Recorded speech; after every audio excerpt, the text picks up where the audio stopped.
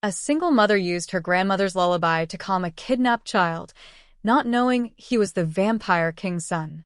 The ancient song she sang was supposed to be lost for 800 years, and it revealed a secret about her bloodline that shocked the entire vampire court. Now she's the only human given a title no one saw coming. The tomato was overripe. Alina squeezed it gently, frowning at the soft give beneath her thumb. Behind her, strapped into a worn fabric carrier, her 2-year-old daughter Maya babbled something about birds.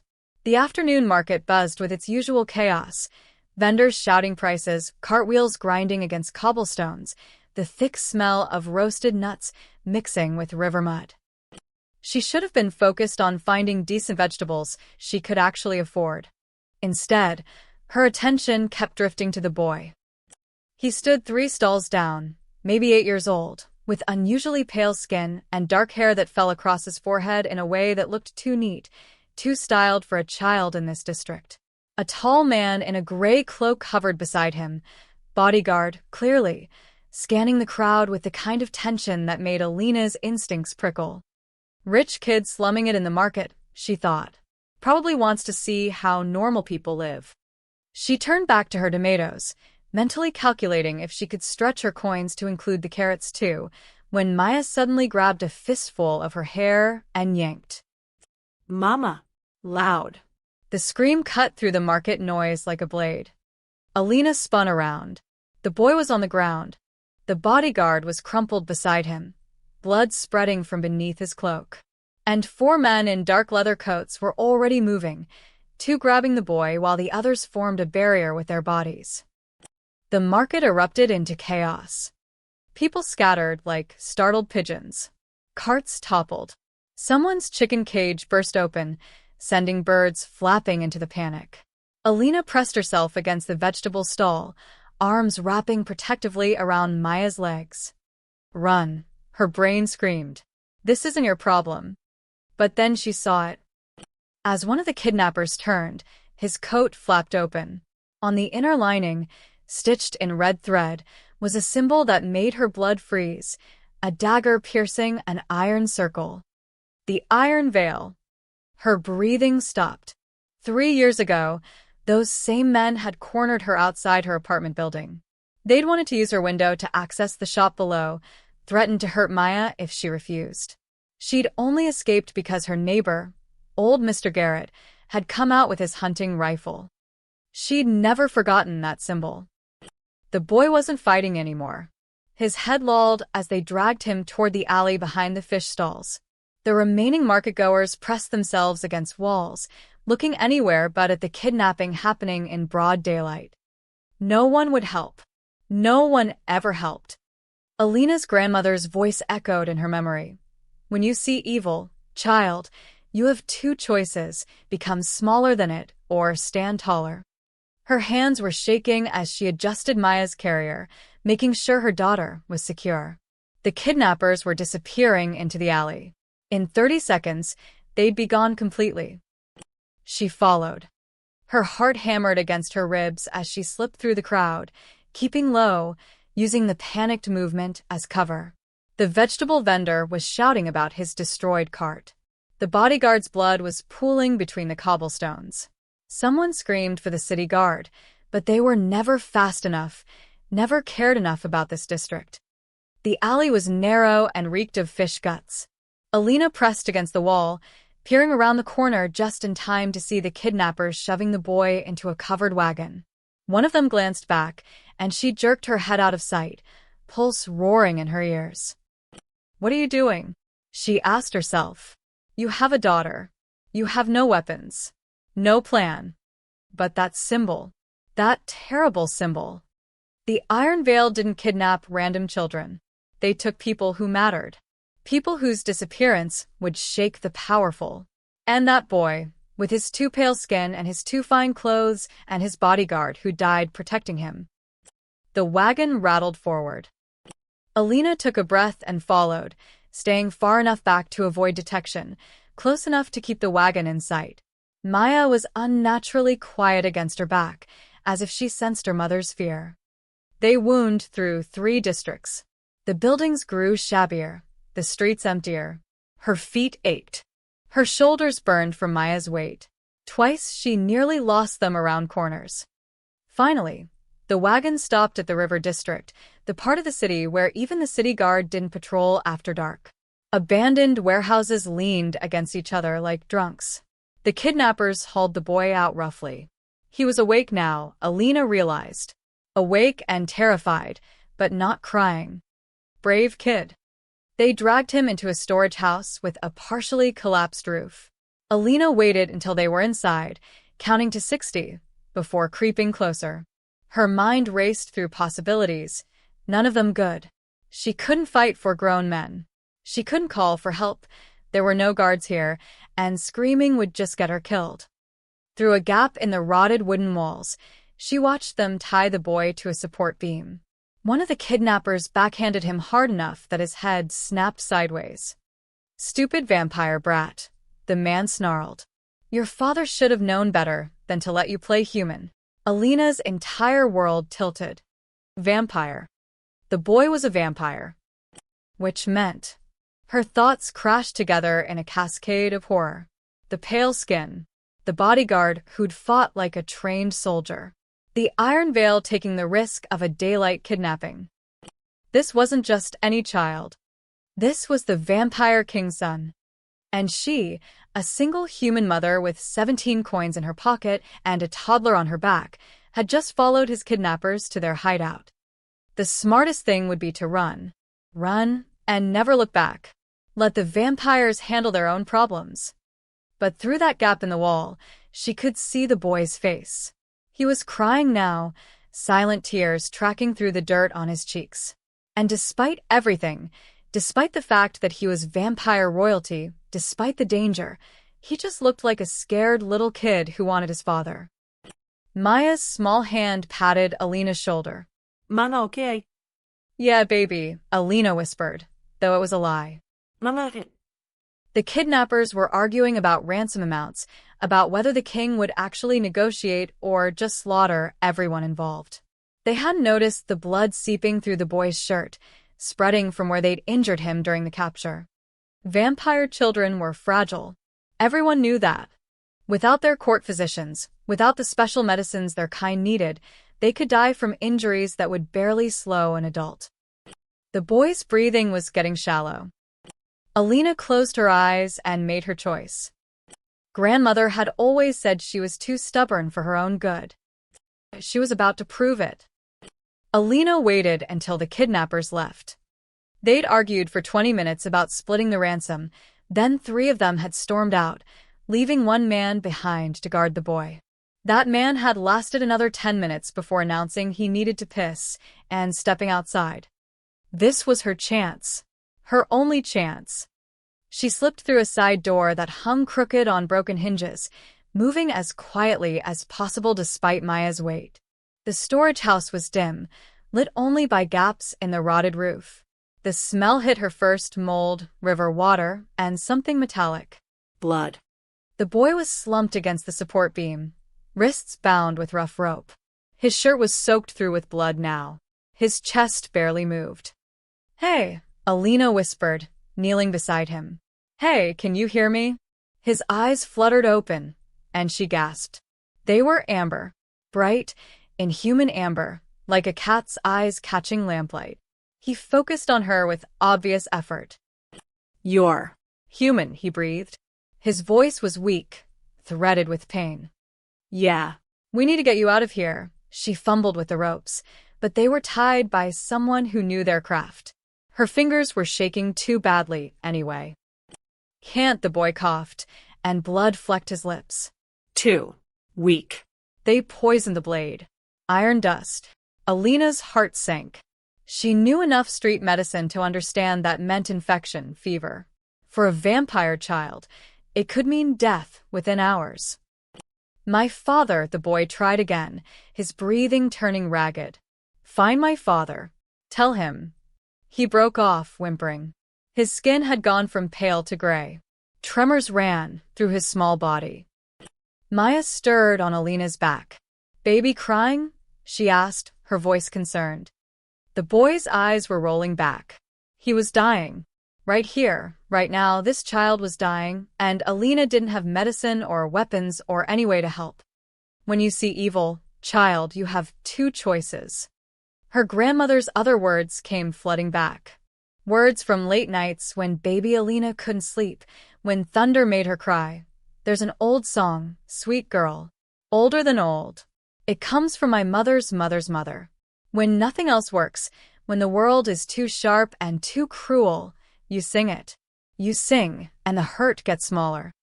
It was just a lullaby, an old woman's comfort song. But she had nothing else.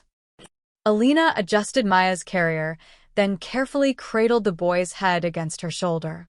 He was so cold, too cold. She started humming, soft and low, the melody rising from some deep place in her memory. The tune was strange, not quite sad, not quite happy. It moved in patterns that didn't match any modern song, rising and falling like wind through ancient trees. The boy's breathing caught. Then, impossibly, it steadied. Alina kept humming, adding the words now. They were in a language she didn't understand, had never understood. Grandmother always said they didn't need translation. The meaning was in the sound itself. Lira ves anor, solet me kael duashmorin, soresh neivetis mare koris, voresh fei. The boy's trembling stopped. His breathing deepened, became less labored. The gray was fading from his skin, replaced by his natural paleness. On Alina's back, Maya had gone completely quiet, her usual fidgeting stilled. The blood stopped spreading across the boy's shirt. Alina kept singing, verse after verse, until the boy's eyes closed and his body relaxed completely. He was sleeping. Actually sleeping, his face peaceful, his chest rising and falling in a healthy rhythm. She stared at him in shock. It had worked. Somehow, impossibly, it had actually worked. The sound of boots on gravel outside snapped her back to reality. Should have gotten more up front, one of the kidnappers was saying. King's probably mobilizing his entire army by now. Then we move him. Tonight. Take him to the backup location. They were coming back. Alina looked frantically around the storage house. The front entrance was blocked by their return. But the side door she'd entered through, still partially open, leading to an alley that ran toward the docks. She had perhaps 30 seconds. She scooped the boy up with strength she didn't know she had, adrenaline flooding her system. He was heavier than Maya but lighter than she'd feared. His head lolled against her shoulder, still deep in whatever sleep the lullaby had brought.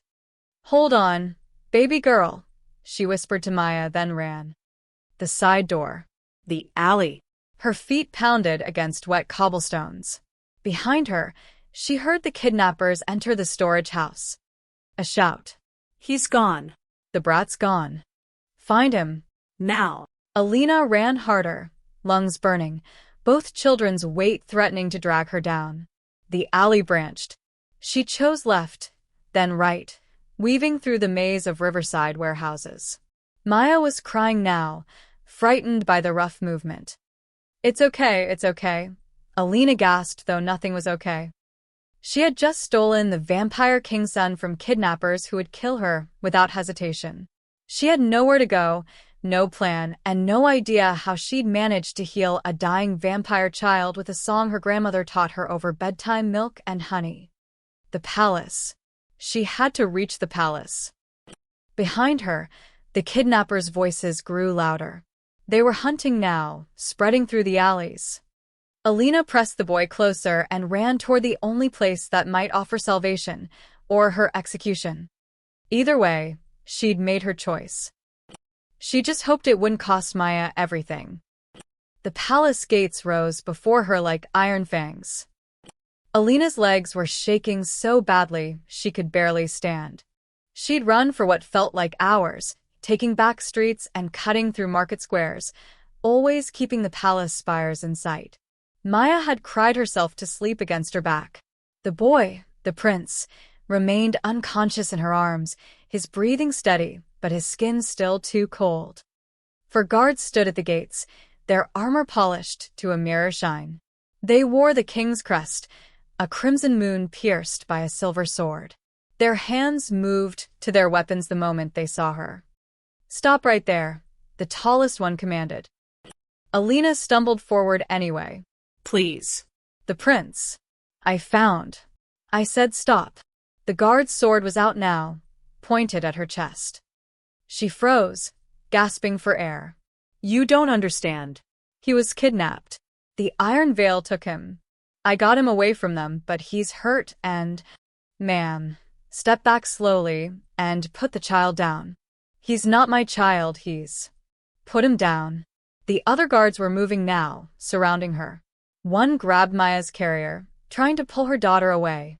Maya woke up screaming. No. "Don't touch her." Alina tried to twist away, but her exhausted body couldn't move fast enough. Strong hands wrenched the prince from her arms. Another guard forced her to her knees, yanking her arms behind her back. Mama. Manga. Maya's shrieks pierced the air. "I'm trying to help," Alina shouted. "The prince was kidnapped. Check him, he's injured." "Quiet." A hand clamped over her mouth. Iron shackles bit into her wrists. Through the chaos, she heard one guard speaking urgently. "It's him. It's actually Prince Alaric. Get the king. Now." Everything blurred after that. She was dragged through the gates, Maya still screaming somewhere behind her. Palace halls flashed past. White marble, golden sconces, tapestries that probably cost more than her entire apartment building. Her knees scraped against stone stairs. They threw her into a room and slammed the door. Alina collapsed on the floor, chest heaving. The room was small but elegant, clearly some kind of holding cell for important prisoners. A single window, too narrow to escape through, showed the darkening sky. They'd taken Maya. The thought made her want to vomit. Her daughter was somewhere in this massive palace, terrified and alone, calling for a mother who couldn't reach her. I should have run, Alina thought numbly. Should have left the prince and run. Time stretched. Minutes or hours, she couldn't tell. Her mind kept replaying Maya's screams. The door burst open. A man strode in, and Alina knew immediately who he was. King Kalen was tall, with the same pale skin as his son but none of the childish softness. His face was carved from marble, sharp cheekbones, a jaw that looked designed to pass judgment. His eyes were darker than amber, closer to blood red in the torchlight. And they were filled with rage. "You dare," he said, his voice so cold it seemed to leach warmth from the air, "to touch my son?" Two guards flanked him. A woman in scholarly robes stood behind them, watching with clinical interest. "I saved him," Alina said, forcing herself to meet his eyes despite every instinct screaming to look away. "The Iron Veil kidnapped him at the market. I followed them. I got him out. You expect me to believe a human woman overpowered trained kidnappers? I didn't overpower anyone. I waited until—" "You saw an opportunity," the king cut her off, stepping closer. "You saw my son vulnerable and took him yourself. Perhaps you're working with the Iron Veil. A distraction. A ploy to get inside these walls. That's insane. Why would I bring him directly to you if—" Silence. The word cracked like a whip. The temperature in the room plummeted. Frost formed on the stone walls. Alina's teeth chattered. "My daughter. Where's my daughter?" "Being held. As is proper for a kidnapper's accomplice. She's 2 years old. Then she'll learn early that actions have consequences." The king leaned down, bringing his face level with hers. "Tell me who you're working for. Tell me now, and perhaps I'll let the child live." Horror flooded through Alina. This was wrong. All wrong. She'd risked everything to save his son, and now he was threatening to kill Maya. "I'm not working for anyone," she said, her voice breaking. "I'm a seamstress. I live in the River District. I have 17 coins to my name. I followed those men because I recognized their symbol. They threatened my family years ago. I couldn't just let them take a child, even a vampire child, even a prince." "Lies," the king said flatly. He straightened, turning to the guards. "Take her to the lower cells. Use whatever methods necessary to extract the truth." Wait. The scholarly woman spoke for the first time. Your Majesty, the prince is asking for her. Everyone froze. The king's expression cracked, just slightly. What? He woke 5 minutes ago. He's stable, remarkably so. But he's calling for someone.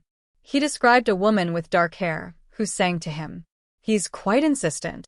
The king stared at her, then at Alina. Something shifted in those blood-red eyes, confusion replacing certainty. Bring him, he ordered. They waited in tense silence. Alina's heart hammered against her ribs. If the prince didn't recognize her, if he didn't confirm her story.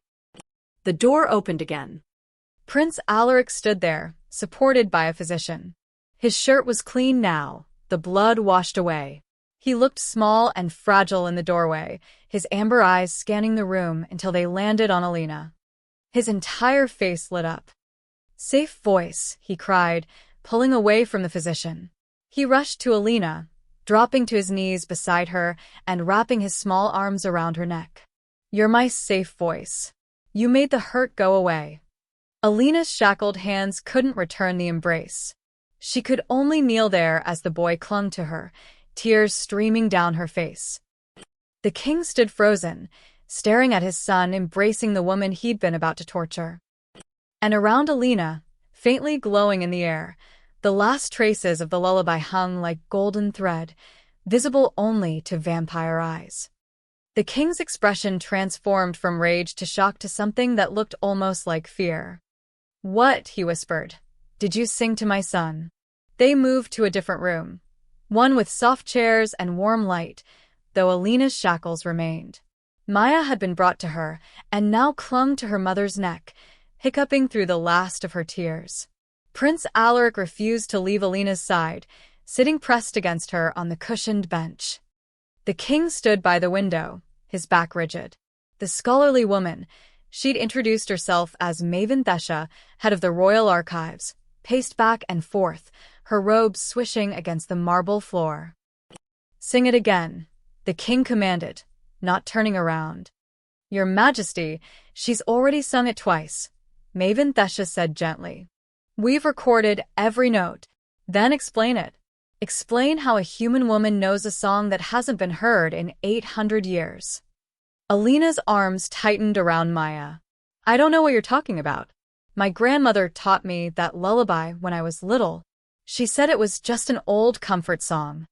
Just an old comfort song, the king repeated, his voice hollow. He finally turned, and Alina saw something in his face that frightened her more than his earlier rage, confusion, vulnerability. Do you have any idea what you sang? A lullaby. Maven Thesha stopped pacing and crouched before Alina, her eyes intense. That lullaby is the cradle hymn of the first vampire queen, Queen Vesrith, who ruled alongside King Morhaven nearly a millennium ago. It was sung only to royal children, passed from queen to heir, generation to generation. When Queen Vesrith died, the song was supposed to die with her.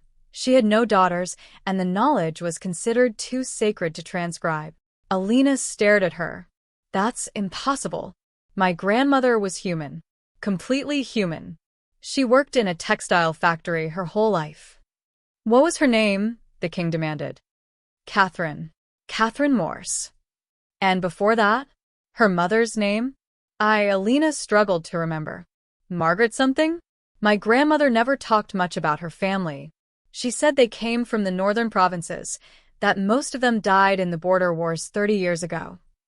Maven Thesha and the king exchanged a loaded glance. The northern provinces, Maven Thesha murmured, where the vampire-human peace treaties were first signed, where mixed families existed before the Great Separation. Mixed families? Alina felt like the floor was tilting beneath her. The king moved closer, studying her face with an intensity that made her skin prickle. Your eyes are brown. Completely human. Your scent is human. But that song, he shook his head slowly. That song carries magic older than this kingdom. It doesn't just comfort, it heals. It binds vampire children to their protectors, creates a blood bond of trust that cannot be broken by any ordinary means. Prince Alaric pressed closer to Alina's side, his small hand gripping her sleeve. She made the poison stop hurting, he said softly. When she sang, everything got warm and safe. Like when Mother used to, he stopped, his voice catching. The king's face softened, just for a moment. Your mother died when you were 3, Alaric. You cannot remember her songs. But I do, the boy's voice was certain.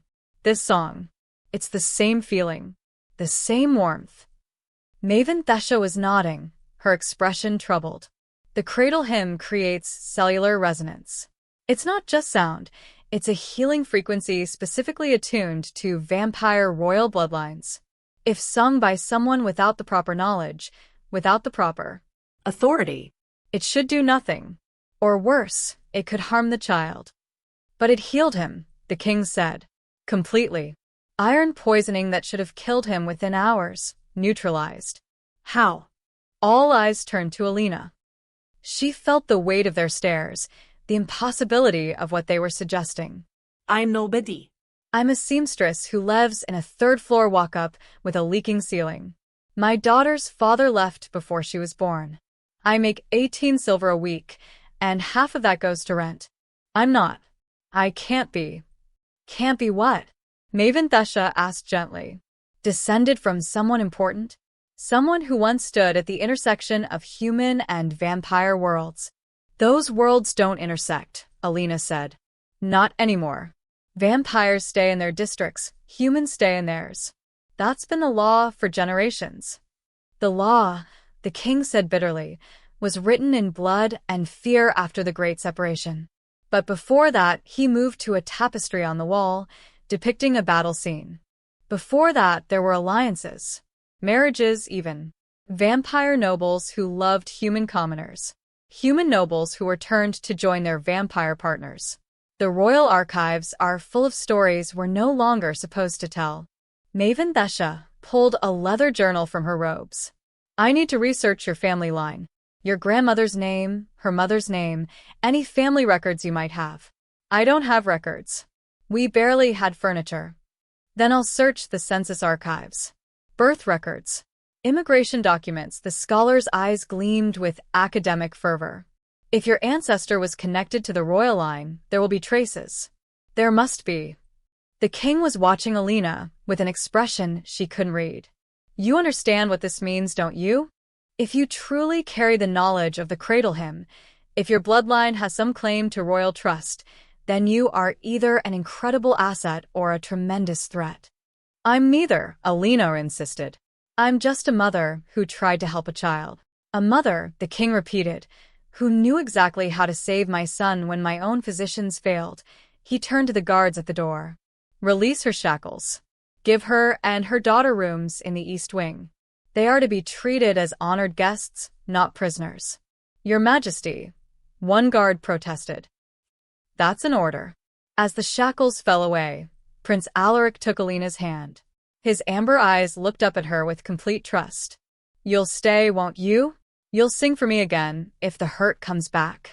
Alina looked at the king, at Maven Thesha, at the impossible situation she'd stumbled into.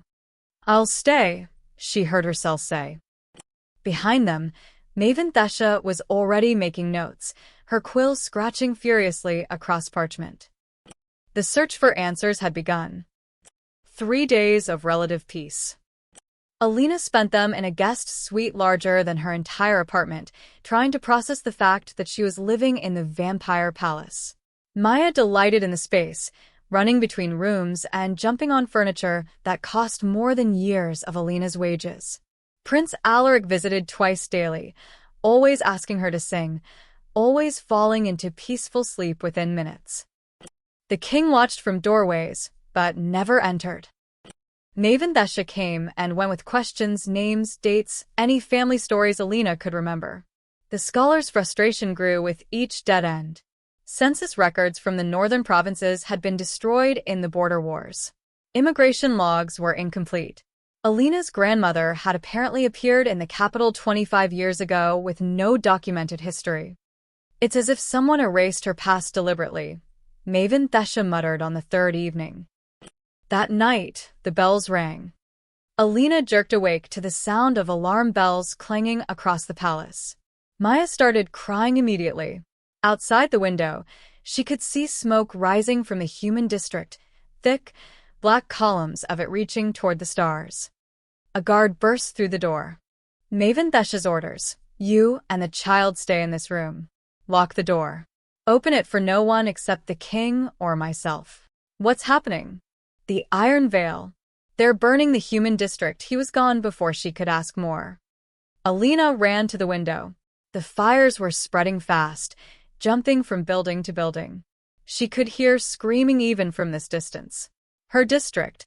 Her neighbors. The baker who always snuck Maya free cookies. Old Mr. Garrett who'd saved them from the Iron Veil 3 years ago.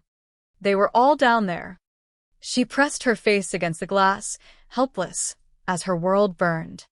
An hour later, Maven Thesha arrived, her face grim. They left a message. Nailed to the district fountain, she handed Alina a piece of parchment. The words were written in what looked like blood. Return the prince to the river warehouse by dawn, or the human district burns completely. This is the price of vampire interference in human affairs. They're blaming the kidnapping on us, Maven Thesha said, claiming the king staged it to justify increased military presence in human areas. The Iron Veil is positioning themselves as human freedom fighters. That's insane. They kidnapped the prince. Truth doesn't matter. Fear does. The scholar moved to the window. They've already gained support from humans who resent vampire rule. The fires are spreading because some residents are helping them, believe it or not. They think this is revolution. Alina felt sick. The king, what's he going to do? He wants to mobilize the full army. Crush the Iron Veil, and everyone supporting them. Maven Thesha's voice was heavy. It would be a massacre. Hundreds of humans dead, maybe thousands. But they're attacking his people. And he's a king. Kings respond to threats with overwhelming force. She turned to face Alina. There's a problem, though. Prince Alaric's condition is worsening again. What? He was fine this morning. The iron poisoning was suppressed, not eliminated. It's resurfacing. The royal physicians say he needs to cradle him again. It's the only thing keeping the poison dormant. Maven Thesha's expression was troubled. The king is torn. He wants to lead his army personally, show strength. But if he leaves and Alaric deteriorates, I can sing for him, Alina said immediately. All night? The physicians say he'll need constant exposure to the song for at least 8 hours to fully purge the poison. And even then she hesitated. There's no guarantee. The hymn is a medicine. It's magic we don't fully understand. A knock at the door made them both jump. The king entered without waiting for permission. His armor was battle-worn, streaked with soot and blood. His eyes burned with barely contained rage. They killed 17 of my soldiers at the district border, he said without preamble. 17 vampires, slaughtered while trying to evacuate human families from the fires. He looked at Alina. Your people are helping them. Humans are fighting alongside the Iron Veil. They're not my people, Alina said quietly. I'm one person. I don't speak for an entire race, just like you don't speak for every vampire. Something in his expression shifted.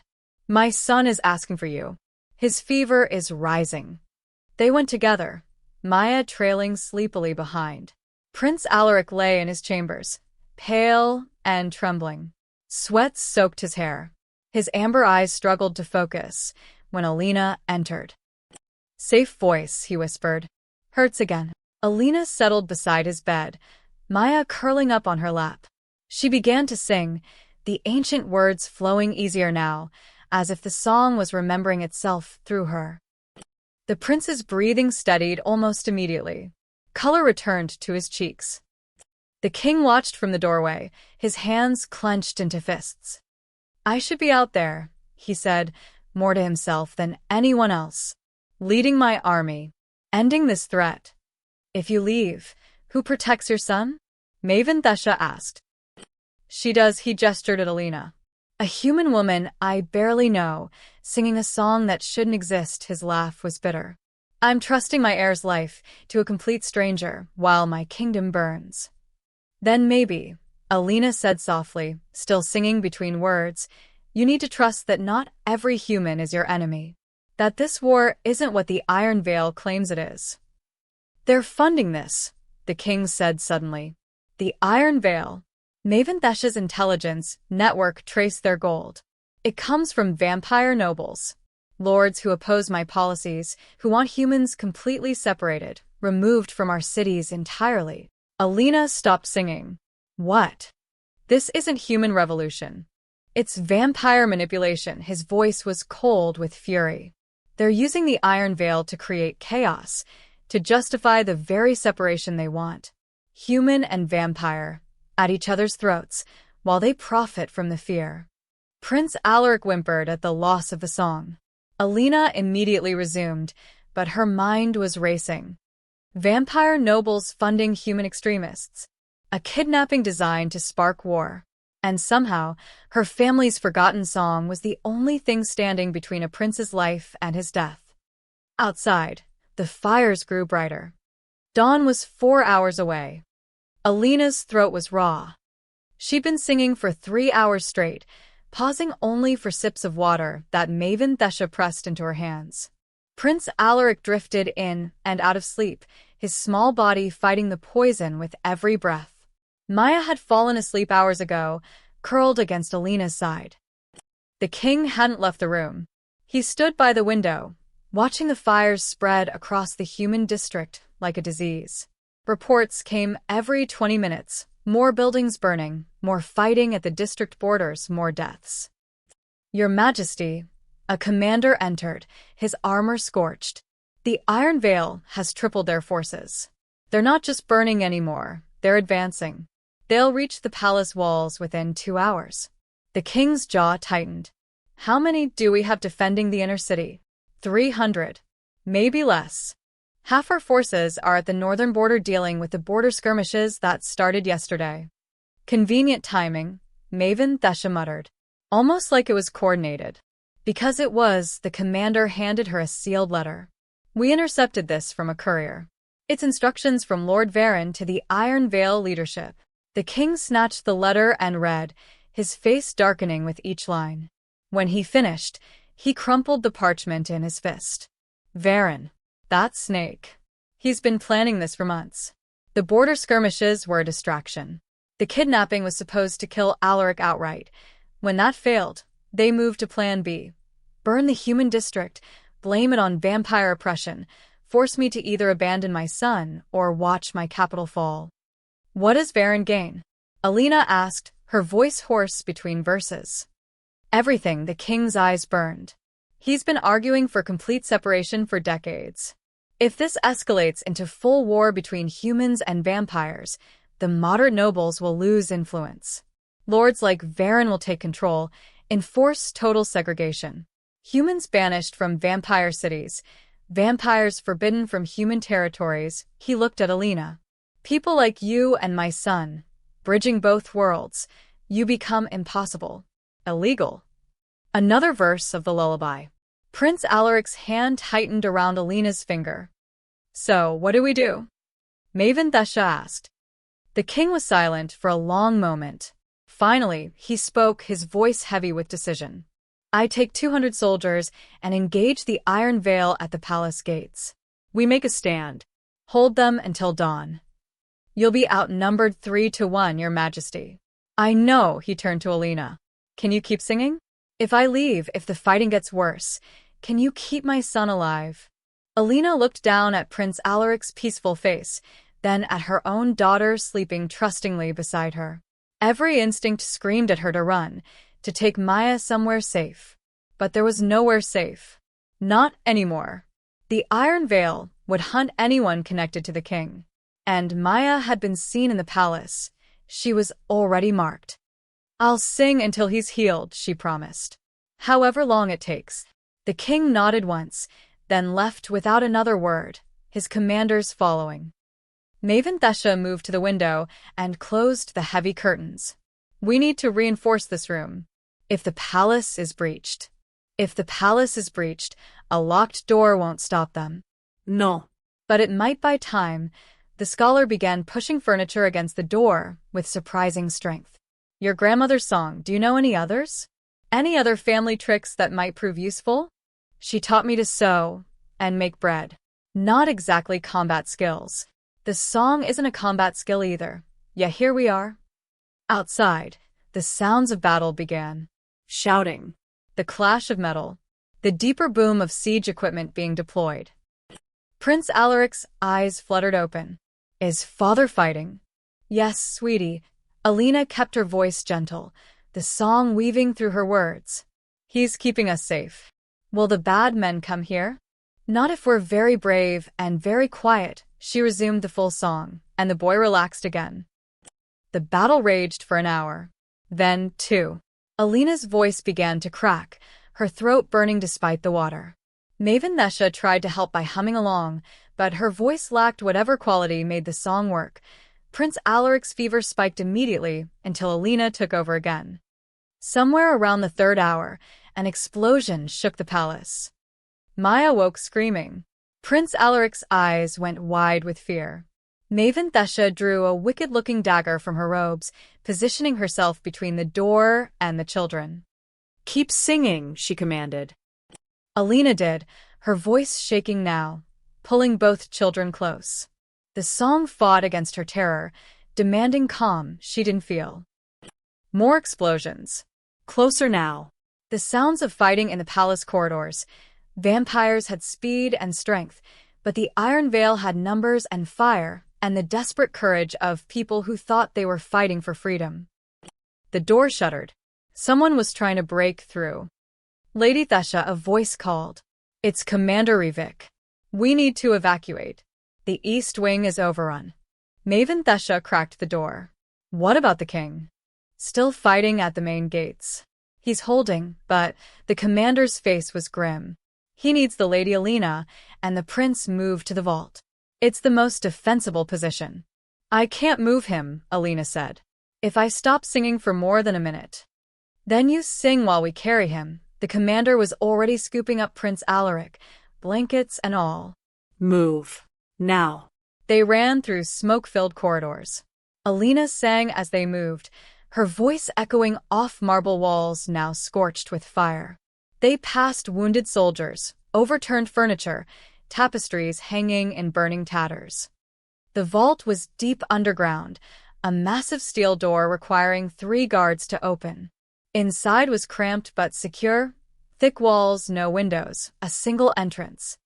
They barricaded themselves in with 12 guards, Maven Thesha, both children, and Alina's failing voice. Above them, the palace burned. And the night was only half over. Dawn came with silence. The fighting had stopped an hour ago. Whether because the Iron Veil had been defeated or because there was no one left to fight, Alina didn't know. Her voice was barely a whisper now, each word of the lullaby scraping like glass through her throat. But Prince Alaric was finally improving. His fever had broken around the 5th hour. His color was returning to normal. The iron poisoning was fading at last. Maya slept in Maven Thesha's lap, exhausted from crying. The guards stood at attention despite their wounds, waiting for orders that might never come. The vault door's locking mechanism groaned. Every guard's weapon came up. Maven Thesha positioned herself in front of the children. The door swung open. King Kalen stood in the doorway, covered in blood and soot, but alive. Behind him, Commander Rivik and a dozen soldiers looked equally battered. We held, the king said simply. His eyes found his son. How is he? The poison is purged, Maven Thesha reported. Lady Alina sang for 8 hours straight. He'll survive. The king's gaze shifted to Alina. She tried to speak, to acknowledge him, but only a faint croak emerged. Her throat was destroyed. Get her water. And a physician. The king knelt beside his son, touching the boy's forehead gently. Prince Alaric stirred, opening his eyes. Father, you came back. Always, the king's voice cracked slightly. I will always come back for you. Maven Thesha was helping Alina drink, but swallowing felt like swallowing knives. A physician arrived and examined her throat, sking with concern. complete vocal strain. She needs rest and medication. No speaking for at least 3 days, preferably a week. But effective, the king said, looking at his healthy son. He stood, addressing his commander. The Iron Veil. Defeated. We captured their leadership. Lord Varen fled the capital. We have soldiers pursuing him. Commander Revik's expression darkened. Your Majesty, we found documents in their camp. Plans. The kidnapping was meant to be a murder. The poison on that blade was supposed to kill Prince Alaric within minutes. They didn't account for her. The king finished, glancing at Alina. Maven Thesha stood abruptly. Your Majesty, I need to speak with you privately. It's about Lady Alina's heritage. I found something. They moved to the corner of the vault, speaking in low voices. Alina watched, frustrated by her inability to speak, to ask questions, to understand what was happening. After several minutes, the king returned, Maven Thesha beside him. The scholar carried an ancient book, its pages yellowed with age. We need to show you something, the king said to Alina. Can you read? She nodded. Maven Thesha opened the book to a marked page. It showed a family tree, the kind nobles kept to track bloodlines. At the top was a name, Prince Demon Moorhaven. Prince Demon was the younger brother of King Moorhaven, Maven Thesha explained. He lived over 800 years ago, during Queen Vesrith's reign. According to records, he disappeared mysteriously. The official story was that he died in battle. But I found alternative accounts. She turned the page. There was a sketch, crude but clear, of a vampire man and a human woman holding hands. Beneath it, faded text. Prince Demon fell in love with a human woman named Alara. She was a textile merchant's daughter from the northern provinces. When the Great Separation began, when vampire and human relations became illegal, they fled together rather than separate. Maven Thesha's finger traced the text. They were hunted. Most believe they died. But some records suggest they reached the far northern territories and lived in hiding. What does this have to do with me? Alina whispered, ignoring the pain. Before Queen Vesrith died, she did something unprecedented. She taught the cradle hymn to Alara, to the human woman who'd married her brother-in-law. It was a parting gift, a way to protect any children they might have. Maven Thesha looked directly at Alina. The song was meant to protect both vampire and human descendants. A bridge between worlds. The king spoke now, his voice careful. I had Maven Thesha search immigration records more thoroughly. Your grandmother, Catherine Morse, appeared in the capital 25 years ago from the Northern Territories. No documented past, no family records. But she settled in the human district and worked as a textile merchant, the same trade as Alara's family. You're saying my grandmother was descended from this Alara? From a vampire prince's wife. Not just descended, Maven Thesha said gently. I cross-referenced birth records, death certificates, patterns of names. Catherine Morse was the great-great-great-granddaughter of Alara and Prince Demon. Which makes you connected to the royal line, the king finished. Distantly. Through marriage, not blood. But enough that the song recognized you. Enough that when you sang to my son, the ancient magic responded. Alina's hands were shaking. That's why the song worked. Not because I'm special, but because my ancestor was given permission. Given the knowledge. Your ancestor was trusted with the protection of vampire children during the worst war our kingdoms have ever seen, the king corrected. That trust was passed down through generations, even when the reason for it was forgotten. Even when it became just a comfort song to help babies sleep. Prince Alaric had been listening quietly. Now he spoke up. So she's family? Like a very distant aunt. Something like that, the king said, and for the first time since Alina had met him, he almost smiled. Maven Thesha closed the book carefully. The alliance between humans and vampires wasn't always broken. Once, we trusted each other enough to share our most sacred knowledge. Your grandmother carried that trust forward, even without understanding it. Alina thought of her grandmother, tired Catherine, who worked until her hands bled, who sang lullabies in dead languages and never explained why. Had she known? Even a little. She told me once, Alina whispered, that the song was for when the world got too dark. When nothing else could help, tears tracked down her face. She was protecting me, teaching me to protect others. The king knelt before her, and the gesture shocked everyone in the vault. A vampire king did not kneel. Your family kept faith across 8 centuries, he said quietly. Through war, separation, and persecution, they remembered. And because of that, my son lives. My kingdom survives, he paused, his blood-red eyes meeting hers. Alina Morse, I owe you a debt that can never be fully repaid. Just keep my daughters safe, Alina whispered. That's all I want. I can do better than that, the king said, standing. Much better.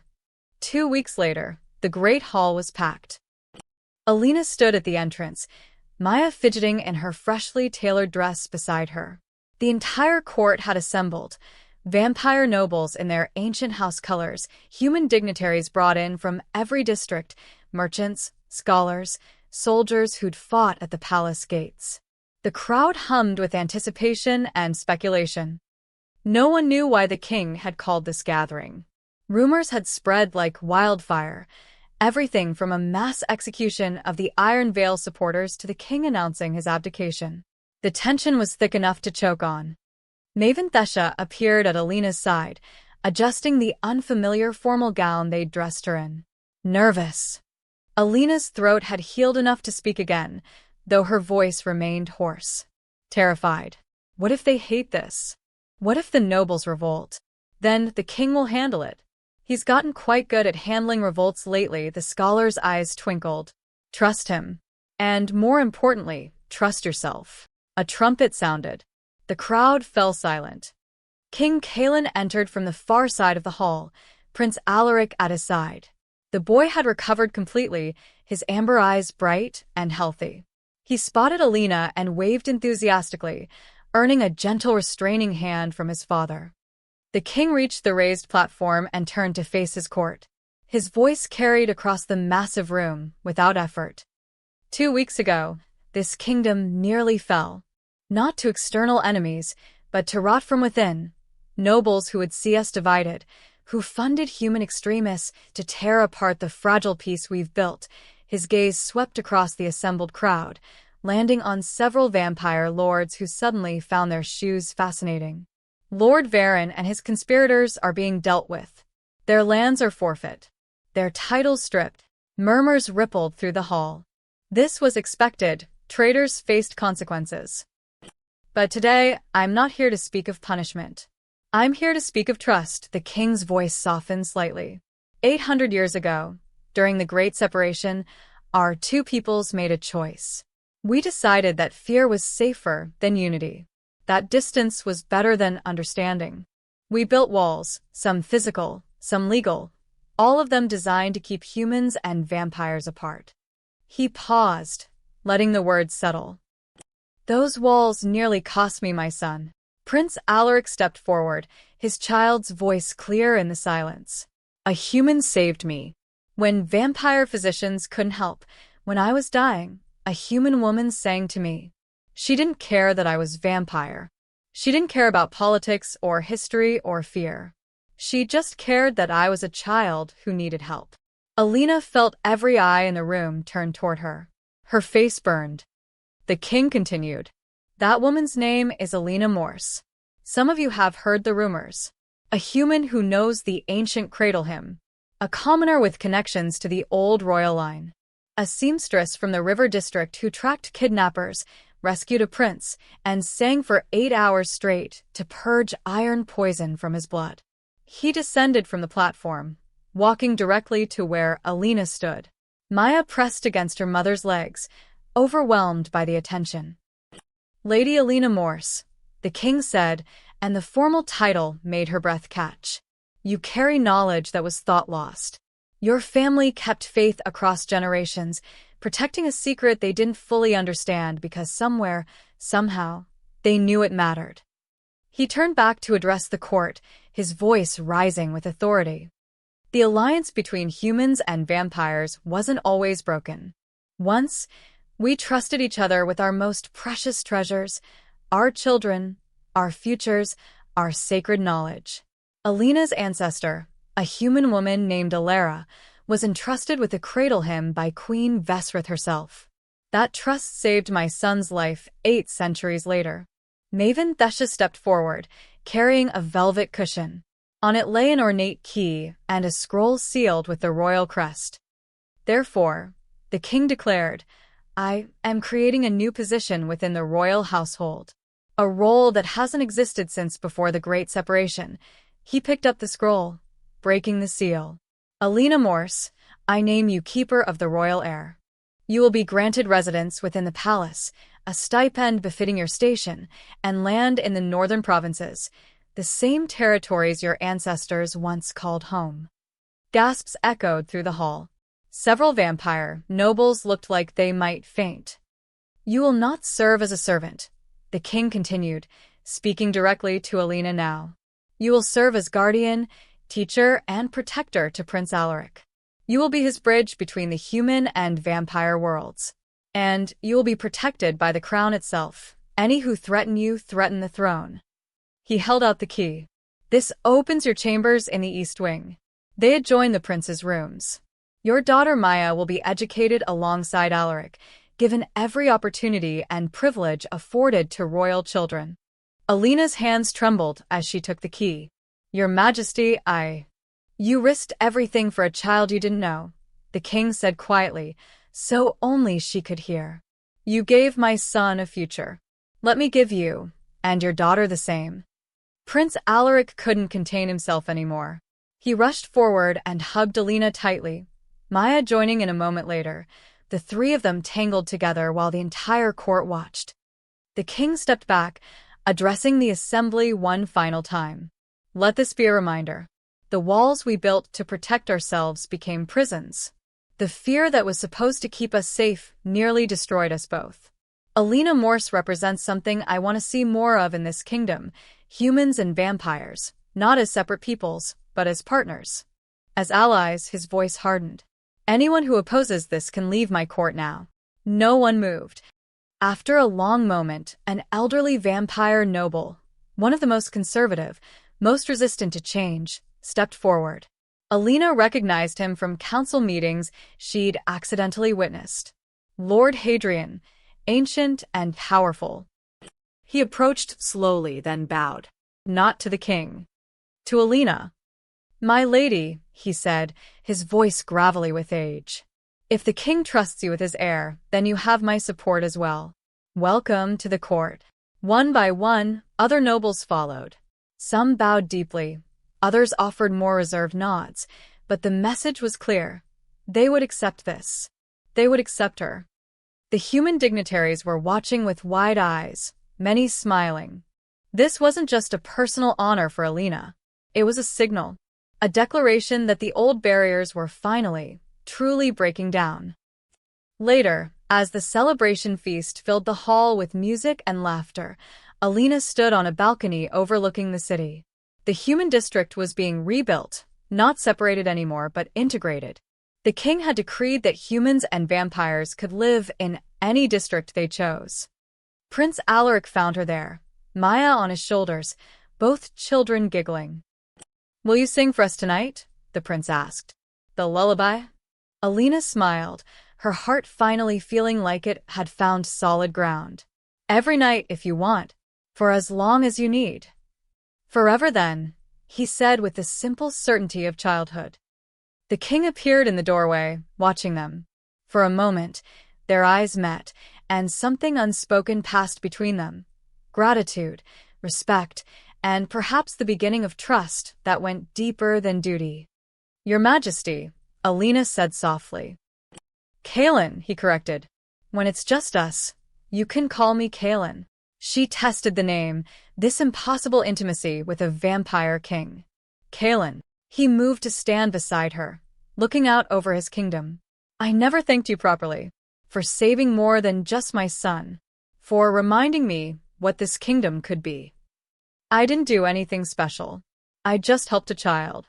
That, he said, is exactly what makes it special. Below them, the city sparkled with lights, human and vampire, side by side. The fires were out.